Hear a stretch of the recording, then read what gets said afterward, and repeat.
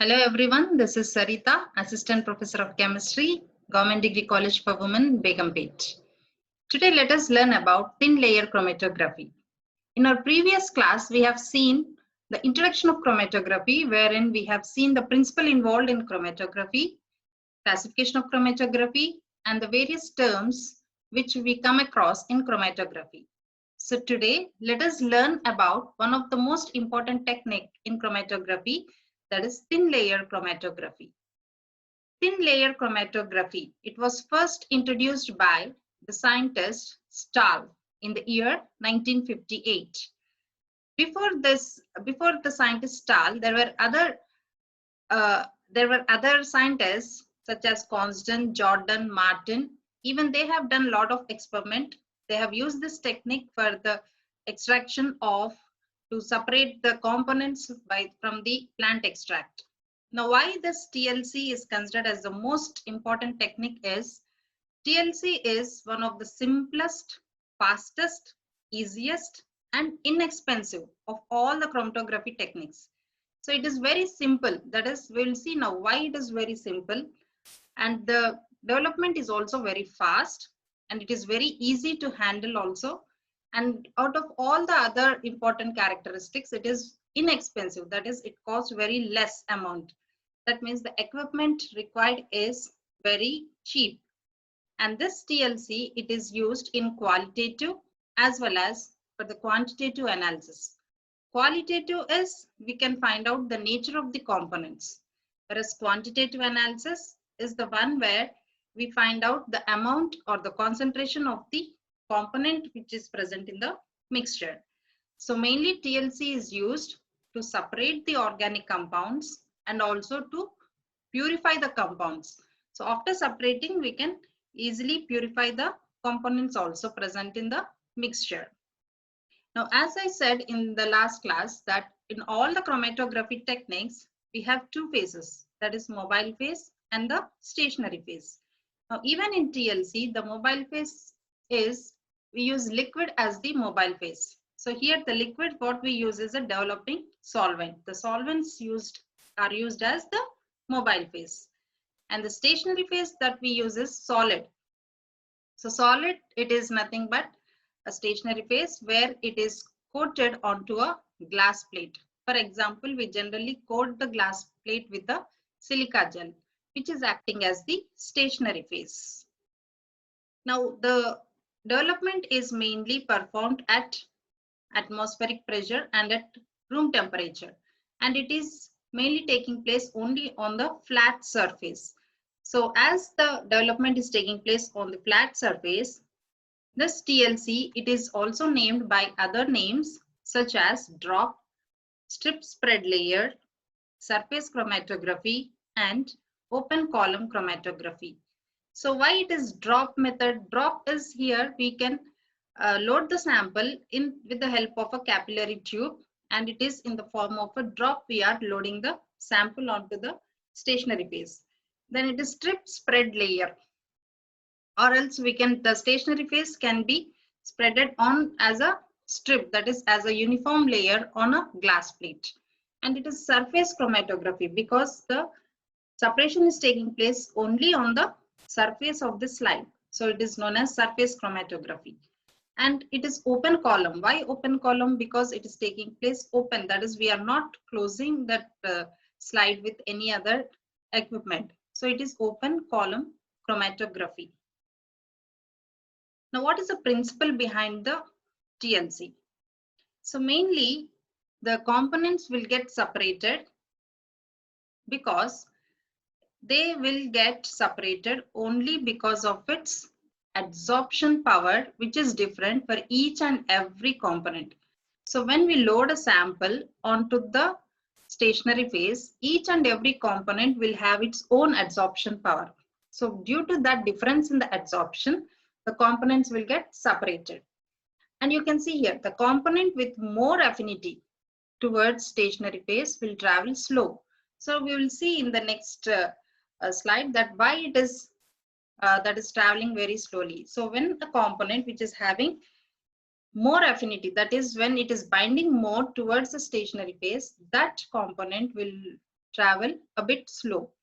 Whereas the component with less affinity, that means the component which is having less affinity towards the stationary phase, will travel faster.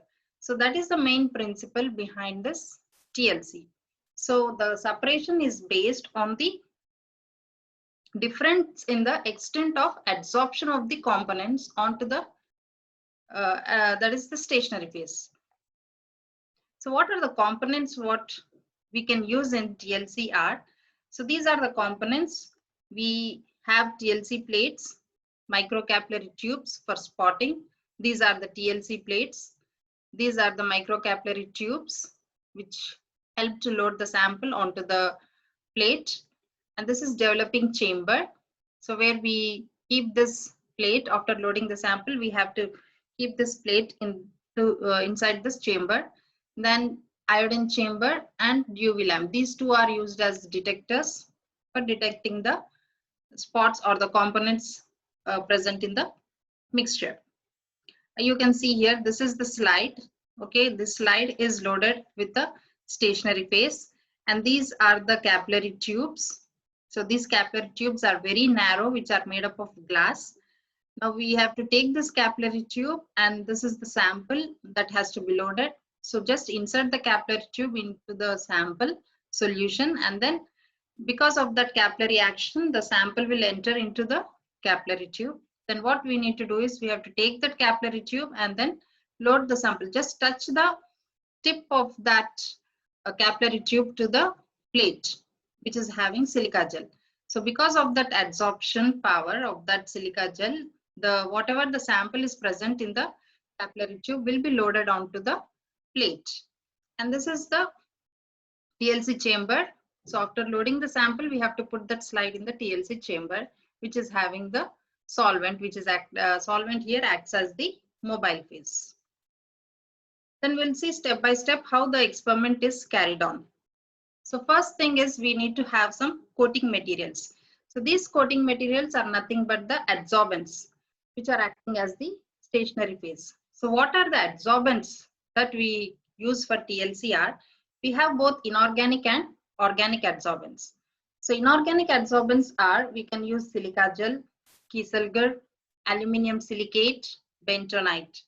Whereas organic compounds that act as absorbents are cellulose and acetylates, charcoal, activated carbon, dextran gel, polyamides. So any of these we can use as a adsorbent. So adsorbent here, that is, it is acting as a stationary phase. So what we need to do is we have to take these adsorbents, prepare a slurry of this, and then we have to spread that adsorbent onto the glass plate. Now here, these adsorbents will not bind directly to the glass plate. So what we have to do is we have to add some binders. So binders, what they will do is they will help the adhesion of these adsorbent onto the glass plate. So what are the binders that we generally use is gypsum.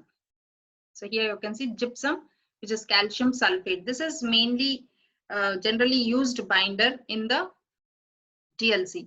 We can also use starch, hydrated silicon oxide, etc. as binders. So the main role of binders is to bind the adsorbent onto the glass plate. You can also use inert fluorescent indicators such as zinc silicate. It can also be added to the coating material, which helps in identification of the unfluorescent material, because this fluorescent indicator, when you add to the adsorbent, they will show fluorescence when you observe that slide under UV light. And the sample or the components you can identify by the dark spots which are on the fluorescent plate. So these are some of the adsorbents and the binders what we use for TLC. So first we have to select the coating materials. Then how to prepare TLC plates. So the next step will be the preparation of TLC plates. We need to prepare the slurry. So slurry is nothing but whatever the adsorbent we select, we have to take that adsorbent along with the binders in it and then prepare a slurry by using chloroform and methanol. So that slurry should be consistent. Okay, the suspension or slurry, we call it as, it is nothing but as we do whitewash to our house, to the walls. So it just looks like that. So that slurry, whatever we are preparing, it should have some consistency so that it goes and binds to the slide. There are various methods for preparing the layers. So how to form a stationary layer on the glass slide? So one type is we can just pour the slurry onto the slide. That is nothing but a pouring method. Just pour little amount of the slurry on the slide and then tilt the slide such that the slurry is uniform on the surface of the slide. Then the other method is by dipping. Dipping, what we do is we hold two slides, glass slides, back to back. Just hold it at one end. Both the slides back to back, we have to hold it. And then dip those slides into the slurry. Slurry we have to take in a beaker and then dip the slides into that slurry and then just remove it. So that is where the slurry will go and bind to the slides. The other method is by spraying, just how we spray paint onto the walls or the car spraying. So just fill that slurry in a spray bottle and spray it onto the slide, or else by spreading. So spreader will be there, the machine in that the slurry has to be placed, and that spreader, once you just move or if you run on the glass plate, automatically the plate will get spreaded by the slurry. We can also have some pre-coated plates. So pre-coated plates are available in the market, which are expensive. So these pre-coated plastic sheets, they usually vary from 0.1 to 0.2 millimeters. So that is very, very thin layer of the stationary phase will be coated on those plastic sheets. But they are very expensive, that we can use it in our research. So in this picture, you can see one example where this is the slurry which is taken white color. So slurry is nothing but the silica gel. Suppose if you are taking silica gel as the adsorbent, silica gel G, it will be written as silica gel G, that is capital G. The G stands for gypsum, which is acting as a binder. So that powder is taken, and to that we have to add chloroform and methanol in equal ratios, so that you can we need to prepare a slurry in this consistency. Just pour it onto the slide here, glass slide, and then tilt it a little bit so that it gets uniformly binded to the glass plate. So this is how we prepare the TLC plates. In the next step, what we have to do is activation of adsorbents. So now the adsorbent is present on the plate. Now what we have to do is we have to activate those adsorbents. That means the liquid part, whatever is there, that has to be removed. So how to remove that liquid, which is all the liquid part which is present on the slide. So what we have to do is we have to heat it to around 150 degrees Celsius for about 4 hours. So if you take that plate after that is after the slurry is poured onto the plates, we have to heat it around 150 degrees centigrade for 4 hours. Or else if you are doing in the lab, general lab, degree lab, so if you just leave it for some time, okay, in the open air, it will get dried up easily. So that is, we are activating the adsorbent layer. The next step is purification of silica gel G layers. So sometimes what happens is there will be an impurity present in this silica gel. So generally silica gel G contains iron as impurity. So iron is an impurity which is present in the silica gel G powder. So what we have to do is we have to remove this. So how to remove? Just we have to develop that slide with a solvent, and that solvent should be methanol and concentrated HCl, which is taken in 9:1 ratio. So we have to prepare the solvent, methanol and concentrated HCl in 9:1 ratio, and then whatever slide we have prepared, that we have to put it in the solvent, so that the solvent, as it raises up the slide, what it will do is whatever the iron which is present in the silica gel, the iron is traveled along with the solvent and then it is removed. Then sample application. So after our TLC plates are ready. Now what we have to do is we have to apply the sample or loading the sample onto the TLC slide. So how to load the sample? By using micro syringes and capillary tubes. So suppose if the sample is solid, so what we have to do is we have to mix that solid sample which is there we have to dissolve that in a suitable solvent. Okay, the solvent that which we select for the solubility of that sample, it should be volatile. So we have to dissolve that sample in a solvent, and then by using this micro syringe, we have to load the sample onto the TLC plate. After that, we have to take that, just leave it for just 3 to 4 minutes. If you just after loading the sample, leave that slide for 3 to 4 minutes. So what happens is that sample, whatever we have loaded, it will get binded or it get absorbed onto the stationary phase. Now after it gets dried up, what we have to do is we have to take that slide and put it in a development tank. So development tank is, so here this is the development tank. If we don't have TLC chamber, TLC development tank, we can use beakers also.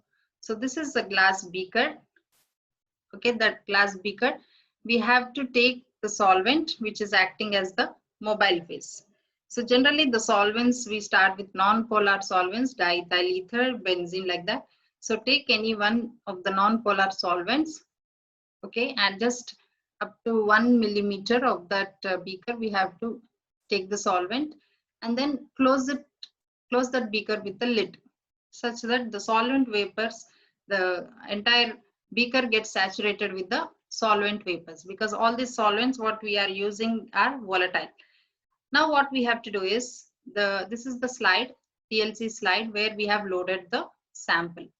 So here we have to take care that first what we have to do is we have to leave some 2 mm of the distance from the bottom of the slide and then mark a line using a pencil.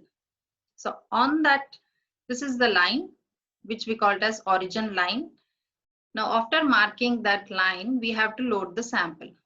Okay, at the center you can load the sample by using the capillary tubes. So after loading the sample, we are placing that TLC plate into the chamber. Now we have to take care that this layer, that is the origin layer, origin which is there on the slide, should be above the level of the solvent. This is the level of the solvent. Okay, solvent is still here. And when you place it, you have to see that the origin line is above the layer of the solvent. It should not get immersed into the solvent, because if it is getting immersed into the solvent, that is, we cannot separate the components because everything will get dissolved in the solvent. So we have to take care that the origin layer should be always above the layer of this solvent. Okay, and how we have to place the slide is we have to place at an angle inclined. It should be inclined around 45 degrees. So you can see the slide is placed inclined. It is not straight. It should not be 90 degrees, because if it is 90 degrees, there won't be proper flow of the solvent till the top of the slide. So we have to see that it is placed inclined at a 40 degrees angle, and we have to close it with the lid. So what happens is, because of the adsorption property of this stationary phase which is present on the slide, slowly this solvent will rise up.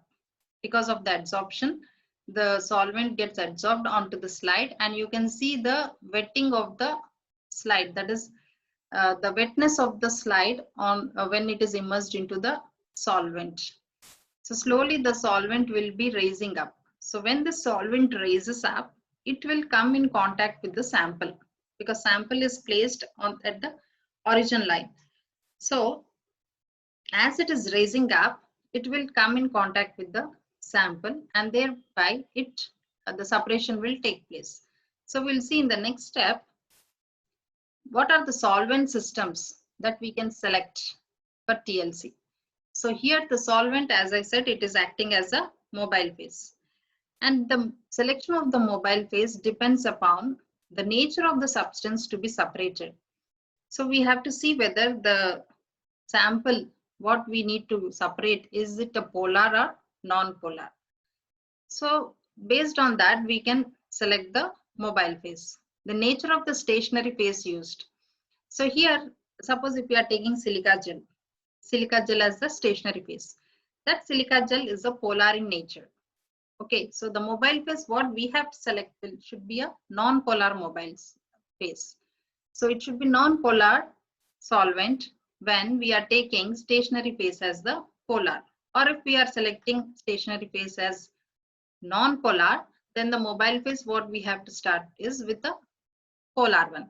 That means it should be opposite. So the mobile phase, whatever we are selecting, it also depends upon the nature of the mobile phase what we are using.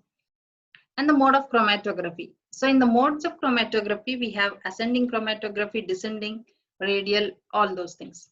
Now in this TLC, generally we go for the ascending chromatography. Ascending chromatography is the one where the solvent is placed at the bottom of the chamber, TLC chamber, and the solvent has to move up from bottom to the top.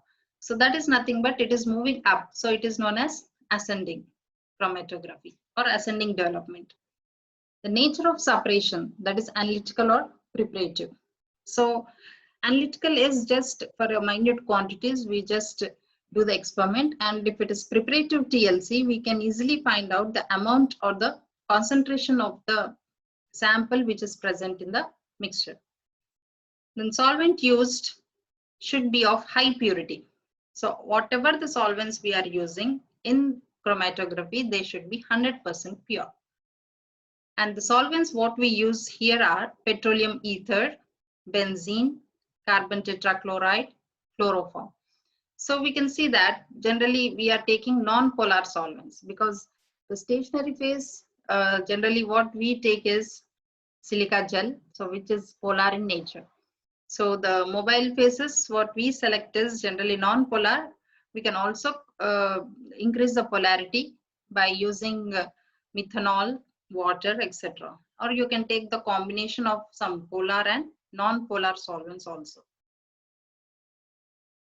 Then development methods. So as I said, it is generally ascending method which is used. Detection of components.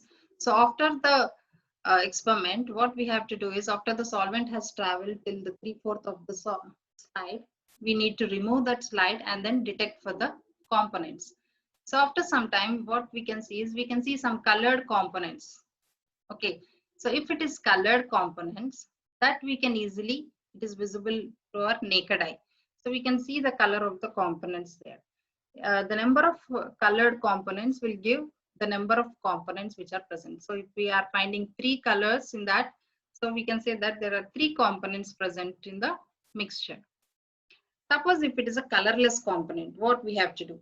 Because there are many compounds where they are colorless. So what we have to do is we have to take that slide and put it under UV light. Okay, we have to detect it under UV light, or we can use iodine chamber. So when you place that slide under UV, you can find the spots, or you can use an iodine chamber. Just put that slide in iodine chamber, and after some time you can detect those spots because they react with iodine and they form a complex. Or we can use some corrosive agents. Corrosive reagents such as chromic acid or sulfuric acid can also be used in TLC. So these reagents are corrosive, but we can use in TLC because in TLC we are doing that is the TLC is done, or the stationary phase is adsorbed on the glass, so it won't affect the glass. Hence we can use chromic acid or sulfuric acid also. But we cannot use these reagents for paper chromatography because the paper, it will get damaged when we use these reagents because they are corrosive. And after finding or after detecting the spots, what we need to do is we have to calculate the RF values. So RF values, RF stands for retardation factor, or it is a retention factor. So how to calculate, we have seen in the last class. Again today also we will see how to calculate the RF. So before going into that, Now you can see here in this picture, this is the silica layer, okay, the stationary phase silicon, and it is having polar groups, OH groups. So all these are hydroxy groups which are attached to the silica. Now this OH groups, as we have exposed OH groups which are present on the silica, it is acting as a polar adsorbent. Now this is the sample, suppose, okay, which is having carbonyl group C double bond O. This is acetophenone, which is acting as is. We are just taking an example of this as a sample. Now, as you can see here, the carbonyl group is forming intermolecular bonding with the hydrogen. That is, intermolecular forces are acting here. Okay, as I said, the principle involved is adsorption, where it is only the surface phenomenon. There won't be any chemical interaction or chemical reaction which is taking place between the sample and the adsorbent. So here you can see the intermolecular hydrogen bonding which is formed between the oxygen of this carbonyl and the hydrogen. So once these forces are acting, what happens is, you can see this is the colored thing, that is nothing but it is just depicting that it is adsorbed onto the silica gel. How it is getting adsorbed? By formation of this hydrogen bond. So intermolecular hydrogen bond is formed between the sample and the silica gel. Now what we are doing after it gets adsorbed, we are placing the slide in a solvent, where the solvent is acting as a mobile phase. So when you place that sample, that is we call it as eluent. So the this one, that is the mobile phase, will be moving up. That is, it is traveling up. This is the direction of the mobile phase, how it is traveling from the bottom to the top. So when it is traveling, so what it has to do is it has to overcome these forces, these hydrogen intermolecular forces. So when it overcomes those forces, then only it will drag the sample. Okay, and the sample along with the solvent will also travel. So otherwise, if the forces are strong, if the intermolecular forces are strong between the stationary phase and the sample, then that is, we say that the sample is having more affinity towards the silica gel. If the forces are strong or it is having more affinity, then the distance traveled by the sample is very less. So it travels to a lesser extent. So in this case, this sample will travel slowly when compared to the mobile phase, or when it is compared with the other components which are present in the mixture. So this is how the sample gets binded, adsorbed onto the silica gel, and when you run it, then the mobile phase will drag the sample, and then after some time you can see the spots. So now these are the steps where we can see how TLC is carried out. So as I said, this is a slide, okay, where it is loaded with the stationary phase. There's a chamber, and here the black color one is a solvent.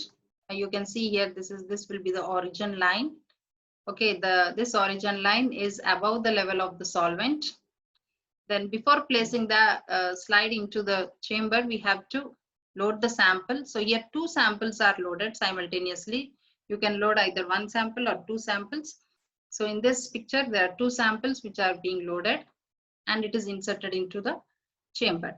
Now after 5 minutes, you can see the separation of the components. Okay, the sample which is present here it is moving along with the mobile phase. So you can see the separation of the components, even with the other sample also. Then after some time, again after 5 minutes or 10 minutes, you can see the larger separation between the spots is more.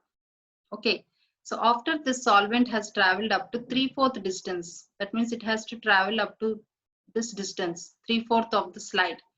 What we have to do is we have to remove the slide using forceps. So open the lid and remove the slide and just place it outside. So within 2 or 3 minutes, it will get dried up. And as you remove, you have to mark the solvent front. That is nothing but the distance moved by the solvent is solvent front. So in the next diagram, we'll see. First, we'll look at this. So these are the samples which are components which are separated, and they all are colored. And after that, what we need to do is we have to measure the distance of the components which are traveled. Okay. So here you can see slowly it is moving up. Okay. And then after measuring the distances, we need to calculate the RF values. So in the next, yeah, here you can see in this. Now, this is the origin line. Here the sample has been loaded. Okay. Now what we can see is after this slide is after the development. Okay. After complete TLC procedure has done, after it has been removed from the chamber, we can see three colors, three spots. Okay. So one is red, green, and then blue. So these three spots which are colored, so it is visible through our naked eye. So these three spots indicate that there are three components present in the mixture. There might be some colorless compounds also. So what we have to do is we have to place that slide under UV light. So when you place it under a UV light, it is visible in this way. Okay, so these are the spots which are visible when you place it under UV light. So this is how the separation of components can be carried out by TLC. Now, as I said, after removing, we have to measure the distances of the components which have traveled and also the solvent front distance. And then we have to substitute them in this formula for finding out the RF value. So it is distance traveled by the solute divided by distance traveled by the solvent front. Now, in this case, you can see again the slide. This is after development, where you can see three spots again. Okay, this is the origin, the spotted sample of reaction mixture. So we have loaded the sample here. Then after development of this TLC, these are the three spots which were identified. That means three components are present in the mixture. So as I said, we have to see that when the solvent has traveled up to 3/4 of the distance, this is the distance traveled by the solvent. Okay, you need to remove the slide, and there itself you have to mark it with a pencil.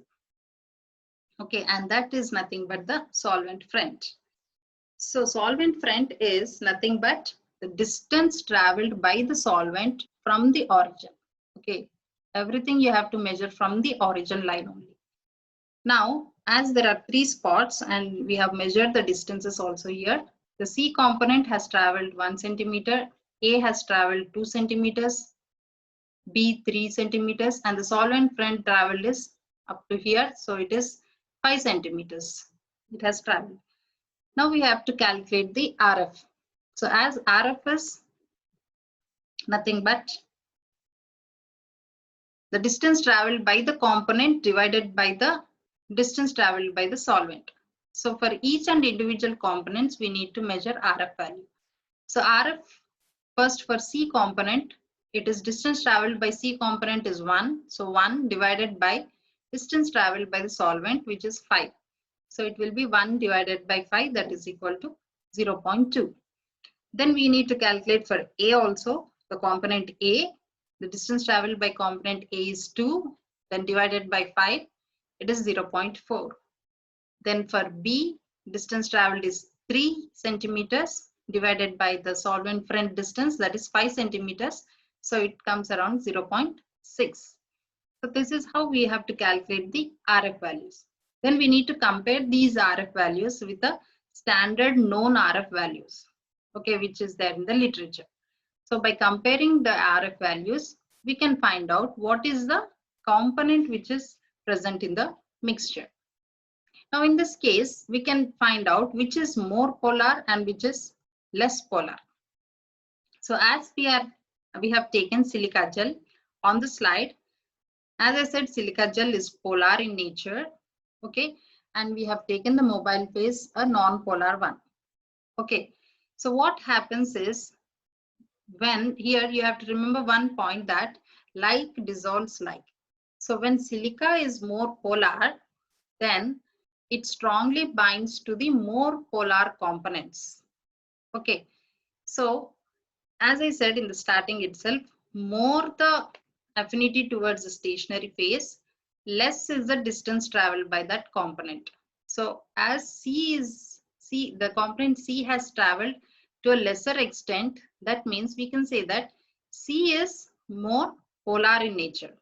Because it is more polar in nature, it is strongly binded to the adsorbent, and hence the distance traveled by C is less. Suppose if we take the component B, so B is less polar. How we can say that it is less polar? Because the distance traveled by the B is more. So as it is less polar, then the affinity towards the adsorbent is less for B.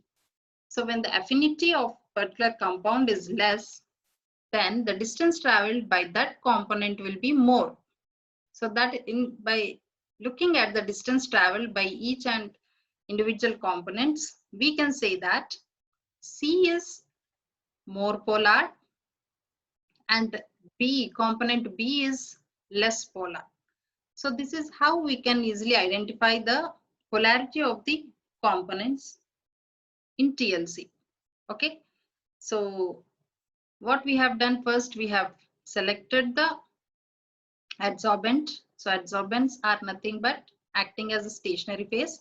So when we are taking silica gel as the stationary phase, silica gel G, where G stands for gypsum. So we have to prepare a slurry of that silica gel G powder by using chloroform and methanol. And then we have to dip or pour that slurry onto the slides. After that, we have to let them dry. Okay. Then load the sample. We have to draw the line, that is the origin line, with a pencil. And then load the sample using the capillary tube. Then after that, you have to place that slide in the development chamber or the TLC chamber.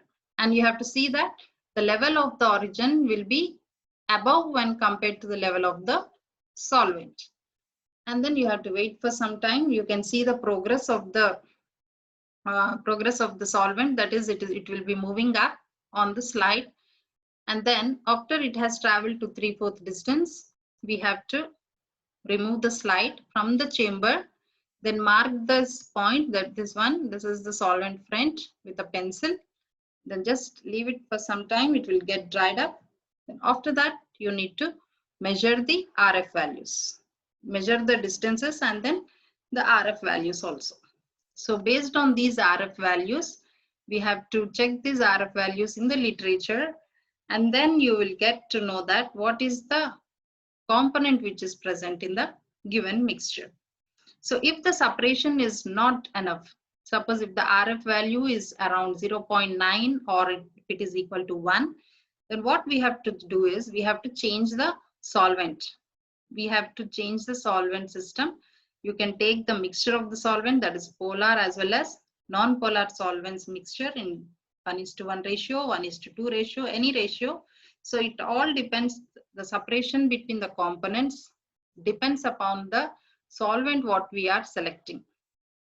So these solvents we have to select by trial and error method, and then we have to go for the column chromatography if we want to do the separation in a larger scale.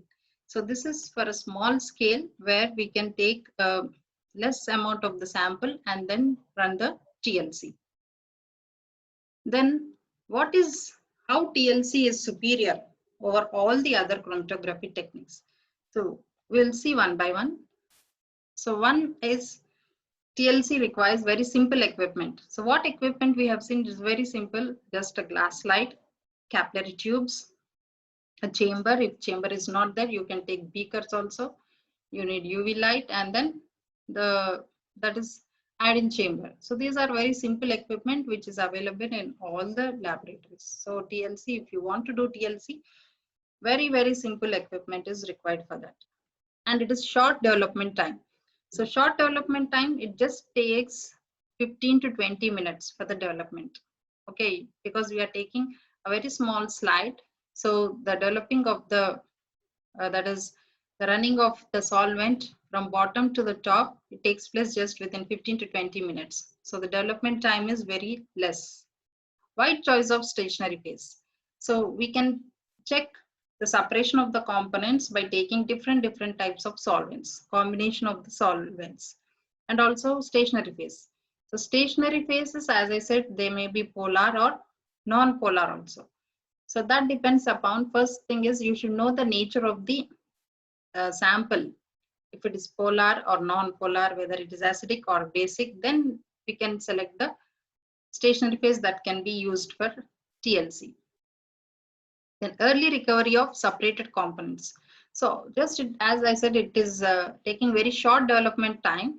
So after the separation, you can remove the slide and then you can recover the components. How to recover the components is, if you are doing in a preparative TLC, so what we can do is we can just scrap off that the powder, that is the silica, along with the components by a knife. Just take a knife and then scrap it on the glass plate.